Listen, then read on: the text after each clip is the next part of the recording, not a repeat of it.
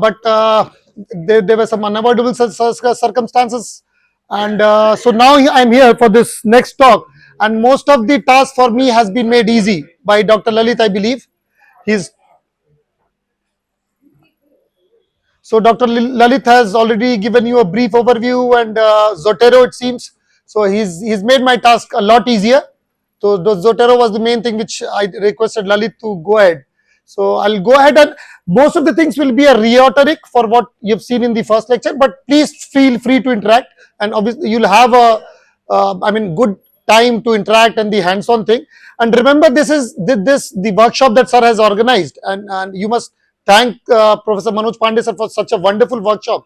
This is just to give you a brief overview. Overnight, you won't become a good reviewer and someone who does meta-analysis overnight, but you definitely will get the feel of it. And as you practice, and remember, the most common mistake that participants do, because we've also been learning from workshops, what you do is you get yourself interested in the workshop, you work in the workshop, but as soon as the workshop finishes, the people forget to practice. Practice is the main thing, and you have resource persons. If you are from this institute or any other institute, we are always available. Please feel free to interact and write us mails if you feel you need our help. So I'll not go into this. I hope it has been, you understand what is a systematic review and why it's systematic review and meta-analysis and why it's done.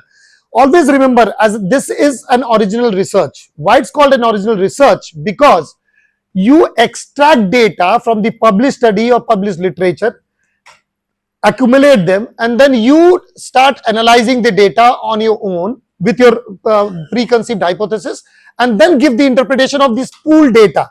So it becomes a science, right? So please, it's a matter of responsibility, because if you give in garbage will be coming out. So you don't want this to be done, right? Because this is level 1 evidence that we are talking of. So ladies and gentlemen, it's application of scientific strategies that limits bias to the systematic assembly, critical appraisal and synthesis of all relevant studies on a specific topic. So you decide a topic, be critical of these studies. Any study that gets published doesn't mean you have to take as a gospel truth, right? It is full of flaws, but when you write systematic reviews and meta-analysis, you will have to analyze each and every part of the paper and then give the results, right? And then accumulate the results, right? Not all systematic reviews meta-analysis. If there are reviews on a topic X and you have the outcomes, if you have looked at the different studies have looked at the outcomes at different point of time. Someone has looked at 3 months, someone has looked at 6 months, one has looked at odds ratio, one study has looked at relative risk. It's not possible to combine these studies. So in that case, what will be possible is only systematic review, but doing a meta-analysis won't be possible, right? So this is a famous chart you've seen everywhere, and this is your responsibility. Systematic review and meta-analysis sits at the top, because you are synthesizing the evidence from all published literature and jotting them down and giving out the results is your responsibility. So if you don't understand the process, the results will be faulty and you'll be publishing faulty results, which you do not want, right? I'll not go into this narrative review versus systematic review. Narrative review simply is based on the narration of an author. I decide to write a review. I pick few papers, say maybe 5, 6, 7, whatever I decide on my time limits. I have some expertise on this. I combine all those and then I give my review. Maybe write a review on this, and it's not technically scientific because I am already biased, right? And I'll not discuss all the shortcomings of the paper, and above all, I've not searched all the papers, right? So narrative review is just a review. It's not an original article. Vis-a-vis, systematic review is an original article, right? So I'll skip for the want of time, because the major difference that I told is you don't extract data from all the published studies in a narrative review. You just pick and choose reviews which you think are good, which you think are readable. You don't try to analyze the data of those studies. You just put forward your ideas based on your reading of those 6, 7 articles, and you narrate your results. So that is narrative review. And vis-a-vis scientific review, the systematic review has all the methodologies, right? I'll be talking you through what is the process involved. So it's a clearly defined explicit question. Once you do a systematic review, always remember, what question are you looking for? Like when you form a research proposal, you have a hypothesis with it, right? Say drug X has a role in stroke. So I have a hypothesis that drug X is working in stroke. This is my hypothesis. Working in stroke in the sense it's working good for the stroke, right? Whatever I decide, the outcomes can be discussed later. But I have a presumption that molecule X is working on stroke. This is my hypothesis, is working good on stroke. So this is my hypothesis. And then I plan a research. Similarly, in systematic review, you have to have a hypothesis. What are you searching for? What is the evidence that you're looking for? And normally it is something where there is a gray zone that is existing, right? Where few studies say it is good, few studies say it is bad. Now you decide that, I mean, most of them do not know what actually it works or does not. So what you do is you search all the papers, you search all the literature, and then try to extract the data and give the results, right? So comprehensive and systemic search. I mean, search engines, I hope Dr. Lalit has talked about it. Not only PubMed, Embase, Lilacs, the American, the South American databases, the Chinese databases. That's why Cochrane review is considered as a gold standard in any systematic reviews and meta-analysis, because they search all the literature, not even published in English. They even search those, right? So the more extensive the search is, more beautiful and the more impactful will be the systematic review and meta-analysis, right? So see, evidence. I mean, why we talk of evidence? See, I mean, people are walking around. You have your notion. What is going on at your back, you do not know, right? And everyone has her own idea. They are confounders, right? There could be confounders. I mean, if you don't talk of confounders, the result will be flawed. What are confounders? Anyone? What do you understand by confounders? Let's interact. Feel free. Let's commit mistakes. What are confounders? Yeah, those are variables which directly or indirectly can alter the results, right? So those are the confounders. So why evidence? What are the chances that this, I mean, the dolphin has its own rule, the surfer has its own rule, right? But what are the chances of this happening? Is this a coincidence? Does it happen every day? Is it an Al-Qaeda plot? I mean, you have to feel that responsibility. I mean, writing a systematic review and meta-analysis, I would rather say it's a passion, right? Because you get into the gray zone, you know there are gray zones existing, and then you deep dive, right? So I hope PICOTs had been taught to you, and PICOT is the first step, right? PICOT, some people say they add S, right? But PICOT is the main thing. Whenever you search, and after searching, you try to tabulate the result. PICOT is the basic thing. Just practice on PICOT. I mean, take a day for yourself. Whenever you are free for an hour, 2 hours, whatever it is, please feel free to write down the PICOT of your studies or the hypothesis, right? And these are the general steps. Put down the terms and register, write a protocol. See, writing a protocol, I always say, is very important. Prospero, when you write a, say, randomized controlled trial or any study, when you register them to CTRI, you have a protocol. You cannot deviate from the protocol, because what happens is, once the researchers get the result, they can always manipulate. We are big manipulators. Human Homo sapiens are big manipulators. They try to manipulate and they try to play with the p-values. There's a tendency to make p-value significant. So that is normally not allowed. So nowadays, when journals ask review your any intervention or non-intervention studies, they look for your protocols. Where are the protocols? Once the protocols are published, you cannot deviate from the protocols. So this is the reason, since this is an original article, this is the way, this is a scientific article, what you do is you publish your protocol first, right? It gets accepted, and then you start work. And after that, you cannot deviate from the protocol, right? Time and the type of study, right? The type of study. So, PICOT is good enough, right? But some people add as to it, and summarize the level of grade of uncertainty. See, grade, there are workshops happening all around the country on the grade, how to grade the studies. 1 day, 2 day, 3 day workshops. This is a different ball game. First, get the feel of doing a systematic review and extracting the data, and later on, when you are interested, you can also go into the grade workshops as well. P, who is the patient? I, what is the intervention or exposure? C is the comparison group. O is the outcome. And as I told, study design, type of study, right? For S.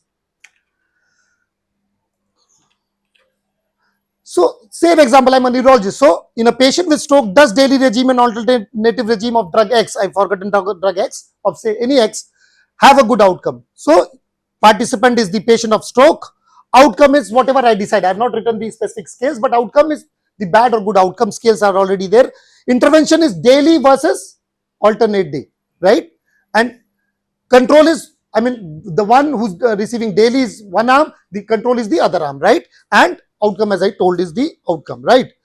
Searching for strategies, such strategies. I mean, see, there are workshops happening. We have started, this is the first time that we've started such workshops, but we'll be doing it on a regular basis. But there are other workshops happening around the country. There are 3 days, 4 days workshop on just searching on PubMed. So it's not that easy. You'll have to dive deep. And for those who are interested, there are YouTube tutorials. I mean, ask tutorials for how to do a PubMed search, searching mesh terms. And I told about the databases, PubMed, Embase, Medline, Lilac, Science Direct, etc. Chinese databases are mostly in Chinese, they're often missed, right? But PubMed is free of cost. Medline will be available. Lilacs and Embase. Embase is a paid database, right? So, I mean, we have discussed this earlier. You can always collaborate from institutes who have Embases free, like AIMS New Delhi, PGI Chandigarh, the medical institutes. Other institutes are also there. So, if you have friends there, you can give them authorship, request them to. Here also it's available. No. Now it's available in the library. Oh, wow, it's a great news. So no need to give authorship to people from AIMS and PGI now. So the good news is it's available. It was the news for me, anyways. So it was originally, I mean, it was not available a few months back. Now it is available, right? Prisma guidelines. See, once you start searching, you'll have to note down. I mean, take a pen and paper initially. For each hit, for each PubMed terms, what were the number of results that came up, right? What number of records did you search? What number of records did you exclude? And what was the reason of exclusion? But it all depends on your protocol. Say if I decide I'll only search the article in English, I'll not search articles in Polish or German or non-English language. Good enough. The impact might go down. Obviously, impact will go down because you have left out the literature published in those languages. But it's at your convenience. So once you decide that I'll only search for literatures published in English, okay, well and good. You search literatures published in English, and if then in that case you'll have to leave out the literature published in other languages, and in that case you will have to note it down, right? What are the articles excluded? What was the reason of exclusion? How many? I mean, sometimes the data is not available. So what you do is you write down, you email to the corresponding author of the respective articles. I'm doing a systematic review and meta-analysis. I need the data. That is also done, right? Then you assess the eligibility. What articles you have assessed and how many of those articles that you have searched fall into the eligibility criteria of your study. So you find out the eligibility criteria and then do the review. And finally, what is the number of articles which fulfill your inclusion criteria and they fit for your study design, and you note it down, right? So this is the most important step. Remember, no journal, I mean, any systematic review cannot get published without these guidelines. And if you ask me in one line, how do you do it? It all depends on your pre-hoc or your objective of your systematic review and meta-analysis. What was the objective of your systematic review? What was the inclusion criteria? Say, I'll only search RCT. So that is mine. So I'll leave all other study design. I'll not even take case control because I've only chosen RCT, right? So all other study designs gets excluded. I'll only search articles in English. So that is my inclusion criteria. Non-English articles gets excluded. Say I'll study the outcomes at 1 year or 3 months, whatever I decide. So what if I decide at 3 months, all those articles which I've compared the data at 6 months will be excluded. I'll only look for articles at 3 months. And then after that, I'll start searching build my PubMed search and start searching the literature, right? In case you have any doubts, please do ask, right? This is a workshop, so this is not a didactic lecture. You please feel free to interact. This is the Prospero site where you register yourself, right? But always take a help of a statistician or biostatistician if you have, because you do not know the statistical details. What will you do with the data? How are you going to? What are the analysis that you are going to do, right? If you have good knowledge, it's well and good. But even then, the advice is from all my teachers, from all the experts, a good biostatistician is a need of an hour. So if you have any biostatistician around, please offer them a cup of coffee and maybe dinner or lunch, right? Because they are very precious. And as you grow older, you'll realize this. Data collection. That's, as I told, data collection is based on inclusion and exclusion criteria, eligibility of the study, study methodology, participants eligibility, right? And normally what is done is, if you are searching for a bigger data, I mean, if you think there will be 100 articles coming up, always have more number of reviewers, right? So, and say normally 2 is a must. You cannot search on your own, although sometimes people do on your own, on their own, and they write that 2 people have searched, but that's not the, that should not be done. Ideally 2 independent people should be doing it, and they should be blinded in the sense, they should be not sharing the tables and sharing a cup of tea or coffee कि हाँ मेरे में इतना आया, तेरे में कितना आया. No, that can be done later. So they both should be doing an independent search and check for study duplication. At the end, if you both are finished, please check for study duplication. And Zotero has been taught to you, and when you merge, you'll obviously have leverage of removing the duplicate studies. And blinding of data extract. Each author, each reviewer will be blind. I mean, you should not be talking to the other reviewer what was the odds ratio, because at times, I mean, it takes a bit of reading. See, as I've realized, I mean, I'm also naive, I'll not say an expert, but I'm also into the field very, I mean, as I would call myself naive. Reading an article takes the task, because if you remember, I told you about grade. I mean, study design, whether if you're talking of RCT where it was blinded, not blinded, was it concealed, not concealed. I mean, however, how was the patient recruited? Every detail has to be gone through. Ladies and gentlemen, please don't read the abstract and extract data. You'll have to read the paper again and again. That's why good impact reviews, they take even months to a year, right?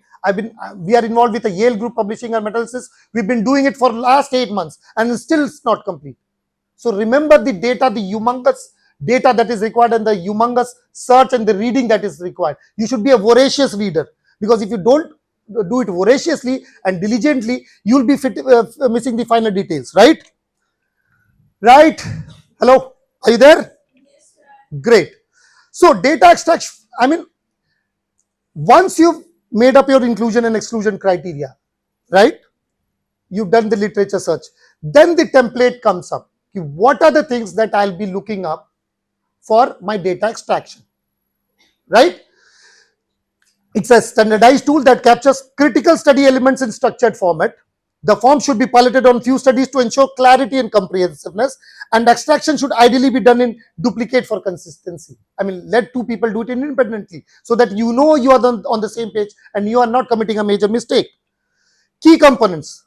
Like the key components is, maybe you can start up with the author, year, journal, country, whatever you decide. Study design, because it all depends on what kind of study are you choosing. If you decide that you choose case control study or a comparative study, then case control comes into the picture, non-randomized comparative trials come into the picture, and RCT comes into the picture, right? But if you decide pre-hoc that I'll only be looking for RCT, then ladies and gentlemen, only RCT trials, the randomized controlled trials will be included. All other comparative studies will be thrown out, because you decided that only RCTs will be dealt with, right? So it depends on the inclusion criteria of your study. Participants, you write down the sample size, maybe age, average, average gender, right? Intervention and comparator. How many patients were in the intervention arm? How many in the comparator arm? What was the outcome? And ladies and gentlemen, you cannot compare apple with oranges, right? So the outcomes should be the same if you want to join the studies. If one study has looked at odds ratio, one has looked at relative risk, can you combine them? Is there a mathematical formula you can compare? You can convert odds ratio to relative risk. Anyone? How many of you have done this? You know the formula, odds ratio to relative risk? Raise your hands, please. No one? How many? Raise your hands. I mean, it should be taller. 1, 2, 1, 2. Only 2? Only 2 knowledgeable people in the house? 3. So it cannot be done. There's no such formula. So that was a hoax. So anyways, you cannot I mean, you cannot combine two studies which one has relative risk and another has odds ratio. You cannot do that, ladies. There are no such formulas existing. So only studies which talk of odds ratio you can combine in one, maybe relative risk with the studies who have mentioned relative risk, right? Okay. नहीं कर सकते, नहीं कर सकते, ladies and gentlemen. अगर वो formula होगा तो I'll talk to you later, okay? Please do teach me अगर if I'm committing a mistake, but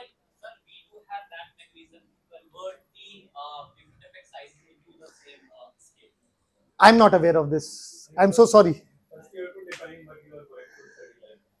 And no such formula exists. I'm sure that there's no such formula, but I'll maybe you can share it with me, but it's not allowed, right? This is a template. See, normally you do it on Word file, you do it on Excel sheet. For all the researchers, for all the systemic reviewers and meta-analyzers, Excel sheet is one cheap software that is available, and we have the habit of working on Excel sheet. So, for example, this is one of the Excel sheet that I've generated for you. You start with the study, the author and a year. What was the design, right? I've chosen any study with a comparator arm. So cohort studies also comes into the picture, right? Case control study also gets into the picture. What was the sample size? What was the intervention? What was the comparator? What was the outcome? These things have to be defined. Results. See, the way I've written results, I mean, this was just for an example. But if you have decided a comparative study, talk of odds, talk of relative risk, talk of ARRs, right? Attributable relative risk. So you'll have to note it there. Results, not a vague statement of p values. P is of no value to you when you are doing a meta-analysis, right? You just note down the study, the results on the outcomes that the studies have described, and then risk of bias. See, writing is easy, low. Writing the risk of bias as high is easy for you, but reaching to the conclusion is very tough. And believe me, I'm still in that learning phase, how to grade the papers. So this is a tougher task, right? So gradually you'll get into the feel of the papers, how to grade the papers, the evidence, but this is the way you form your Excel sheet, right? Tools, as I told, Covidence, Ryan, Excel, and review managers. So RevMan is freely available, Excel sheet is freely available, Ryan and Covidence. Even Ryan to an extent is available, some of its tools, but Covidence is paid. So you get Covidence, what is the rate that you get for individual subscription? For 2 reviewers, it's $285 a year, right? For a single subscription, it's $185 a year, right? So nothing comes free. It is a tool which helps you, which will help you in a big way. It will extract it will compile the studies for you. It has a tool to extract data, obviously with your help, right? And so this doesn't come free. And if you are 2 reviewers sitting at 2 different parts of the country, this is the tool to have, right? And obviously Excel. So data extraction in 5 steps. Ladies and gentlemen, decide, create, collect, and then export. Okay, this is in brief. So RevMan for you, I mean, these are just the screenshots, right? And there are freely available YouTube tutorials on RevMan. It's available in maybe 2 to 3 hours. Tutorials are available. It's freely available on YouTube. If you want to learn, if you can subscribe and then learn, you can easily, just for the software part. Otherwise, you'll have to, the logistics, the basics of systematic review and meta-analysis board, you should have, because those are the electronic tools where you'll have to enter the data, right? But you should have the knowledge, what study design you are searching for, what is your outcome that you are looking for, what is your inclusion criteria, what is your exclusion criteria, right? Are you here? So another screenshot, how to export. I mean, there are drop down boxes. So this will be another lecture, how to do a systematic review on Covidence, but I've just tried to make it easy for you, just for your acquaintance. How does it look like, right?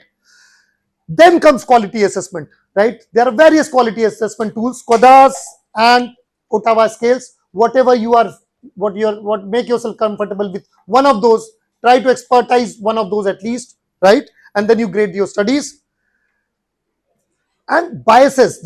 See, there are there are multiple biases with a study, right? Any study design. Do you know how many biases exist? How many biases exist? Rough numbers? Any fluke? Any fluke? Any fluke? Like the formula you had. So any flukes? How many biases do you know of? 50, 100, 200, whatever it is. कुछ तो बताओ मतलब. Any wild guesses? Selection bias, performance bias, attrition bias, detection bias, reporting bias. There are multiple biases. So any idea what number of biases are existing in this world, any scientific world? 100, one, another one? 35, a good number to have, and you sound intelligent when you say odd numbers like these. More than 300s, more than 300. So roughly 315 as of now. So there are no more number of biases coming up, right? So assessing the risk of biasness, how will you decide that the study has selection bias, performance bias, the attrition bias? How do you decide these? Does the paper tell you this? Paper does not tell you this. I would not like to highlight the drawbacks of my paper in any way. I mean, I'll be clever in highlighting them in a subtle way, but I'll not be telling in a big way, so that when you do meta-analysis, you can find them easily. No. So for that, ladies and gentlemen, you'll have to read it thoroughly. That's why I say voracious reading of each and every paper, because these biases, the common biases that we know, only comes out when you read. I mean, if a randomized trial, say any company comes up with a molecule X, it's very costly, and they say acute ischemic stroke patient it works humongously, and they do a trial, and they do not tell me how have they recruited their patients, because there is a chance कि जो milder variety of patients है उनको drug arm में डाल दिया, non milder variety या severe variety को control arm में डाल दिया. So how will the result be? So I'll have an excellent result to show to the world, and if I don't disclose in the paper in my methodology, then everyone will be happy reading this new drug has come up, and try to use this drug, because company has it has its financial nuances attached with the paper and the molecule. But you don't have to tell the world that the molecule works until unless you read it voraciously and you decide that no, there was a selection bias involved. So the quality of paper goes down. Right? मैं इतना जोर से चिल्ला रहा हूं, आप लोग चिल्ला ही नहीं रहे. Good.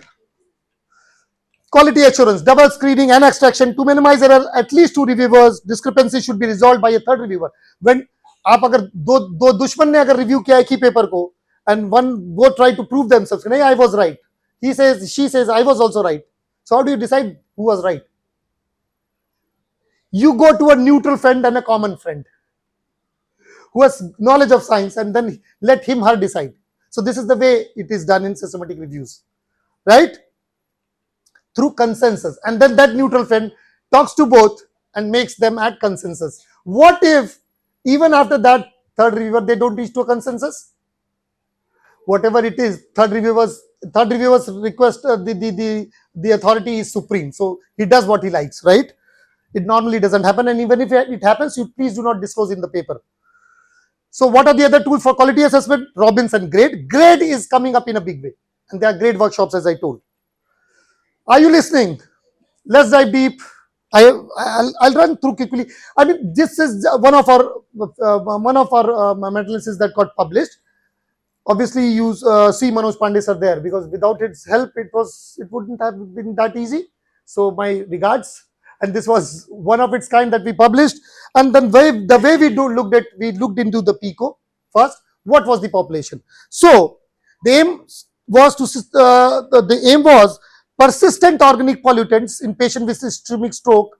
What is the effect, right? So what was the population? Ischemic stroke. Intervention was exposure to persistent organic pollutants. Comparison is individuals with low or no exposure to POPs.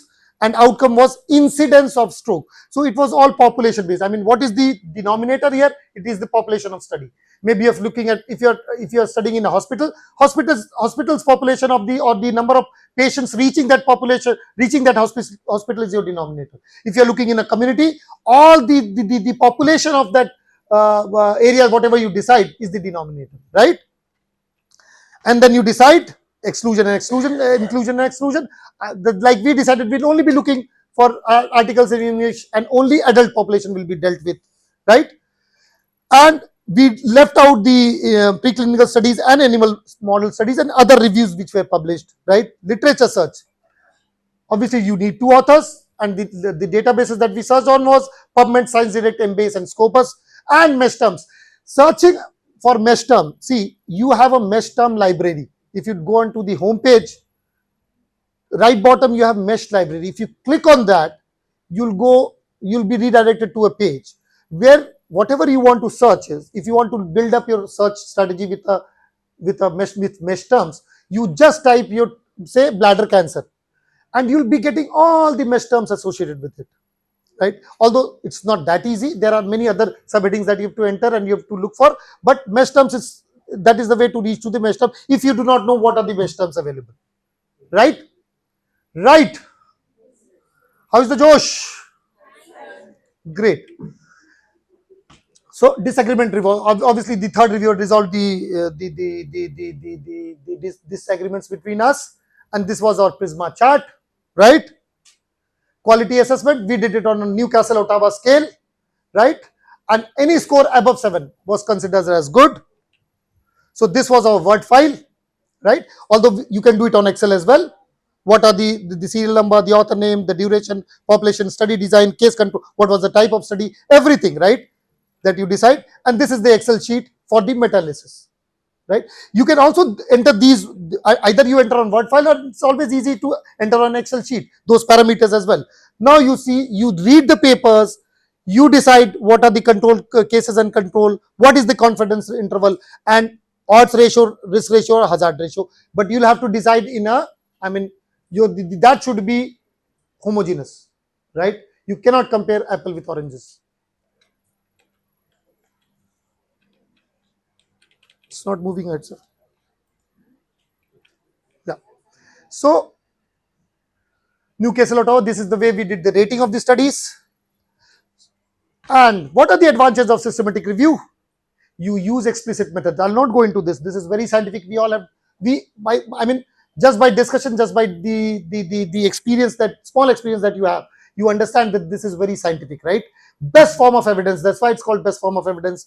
Useful in decision making, because you'll find literature, one saying the drug X has good result, other saying drug X has bad results. You'll have to combine them, right? And generation of new hypotheses about subgroup analysis and increased precision of the results. Limitations: location and selection of studies, heterogeneity. I mean, if there are RCTs, say comparing only the Caucasian race, say they have tested X in only the Caucasian race, can that be extrapolated to, say, Asians? It has to be taken with a pinch of salt. When you write meta-analysis, you know that there's a heterogeneity in the genetic pool of the world. You do not know how does it interact with the genetic pool of, say, Asians or Southeast Asians. You do not know how does it go there. So you'll have to it is heterogeneous. Loss of information on important outcomes. Important outcomes are missed in most of the studies. In several studies, non-statistical subgroup analysis. I mean, when the you use, different studies have used different outcomes, then combining them becomes the doing a meta-analysis is impossible in that case. So these are few systematic reviews and meta-analysis. Thank you. So we'll start with the workshop.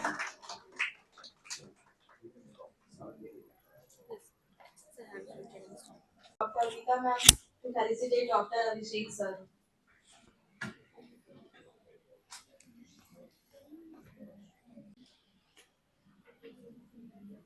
A big round of applause.